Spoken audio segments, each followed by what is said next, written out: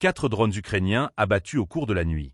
C'est le dernier bilan communiqué par le ministère russe de la Défense. Les forces de défense aérienne ont intercepté ces engins au-dessus des régions de Belgorod, Astrakhan et Voronezh, mettant une nouvelle fois en échec des attaques que Moscou qualifie de terroristes.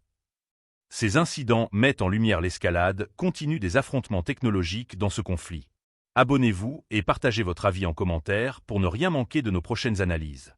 Selon les informations disponibles, 2 drones ont été neutralisés au-dessus de la région de Belgorod, un 3e dans celle d'Astrakhan et un dernier dans les environs de Voronezh. Tous étaient des appareils de type avion, utilisés pour tenter de cibler des infrastructures sur le territoire russe. Depuis plusieurs semaines, les forces armées ukrainiennes intensifient l'utilisation de drones pour frapper des objectifs militaires et logistiques en profondeur dans les régions frontalières et centrales de la Russie. Ces opérations, qui visent à perturber les lignes de ravitaillement et à affaiblir l'effort de guerre russe, rencontrent toutefois une défense aérienne particulièrement réactive. Le ministère de la Défense affirme que la majorité de ces drones sont interceptés avant d'atteindre leur cible. Belgorod, région déjà marquée par des affrontements réguliers, demeure l'une des zones les plus touchées par ces attaques. La proximité immédiate avec la frontière ukrainienne en fait une cible stratégique.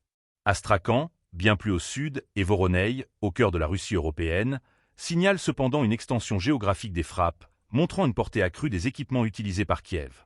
Ce type d'incident illustre une évolution majeure de la guerre moderne, la prédominance croissante des drones comme outil de combat. Relativement économiques et capables de mener des missions à haut risque, ces appareils modifient en profondeur la nature des conflits, rendant les frontières terrestres moins pertinentes face à des menaces aériennes. En parallèle, Moscou s'efforce d'améliorer ses défenses. La détection précoce et la neutralisation rapide des drones sont devenus une priorité pour ses forces armées. Les radars et systèmes anti-aériens déployés dans les zones sensibles semblent capables de répondre efficacement à cette menace, mais la question reste ouverte. Ces mesures suffiront-elles à contenir des attaques de plus en plus sophistiquées ?